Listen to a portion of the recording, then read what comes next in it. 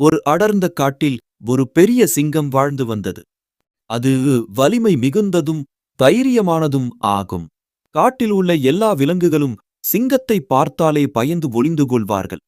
ஒரு நாள் நீண்ட வேட்டைக்குப் பிறகு சிங்கம் ஒரு மரத்தடியில் சோர்வாக உறங்கிக் கொண்டிருந்தது. அந்த நேரத்தில் ஒரு சிறிய எலி அங்கு ஓடி வந்தது. அறியாமல் அது சிங்கத்தின் உடலின் மேல் ஏறி ஓடியது. திடீரென விழித்த சிங்கம் கோபத்துடன் எலியை பிடித்தது. "நீ இவ்வளவு சிறியவன். என்னை தொந்தரவு செய்ததற்கு உன்னை இப்போதே விழுங்கி விடுவேன்" என்று கர்ஜித்தது.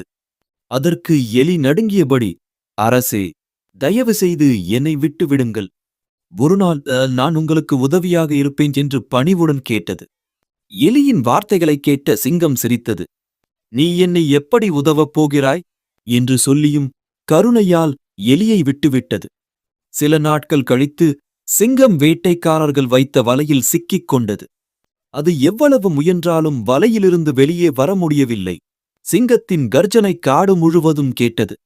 அந்த சத்தத்தை கேட்ட எலி அங்கு ஓடி வந்தது. சிங்கத்தை வலையில் சிக்கியதை பார்த்ததும் உடனே தனது கூர்மையான பற்களால் வலையை கடிக்கத் தொடங்கியது. சில நேரத்தில் வலை அறுந்தது. சிங்கம் விடுதலையானது. சிங்கம் எலியை நன்றி உணர்வுடன் பார்த்தது. "உன்னை சிறியவன் என்று நினைத்தேன்.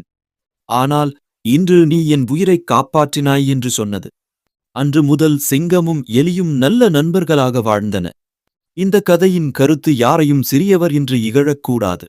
சிறியவர்களிடமும் பெரிய உதவி கிடைக்கலாம்.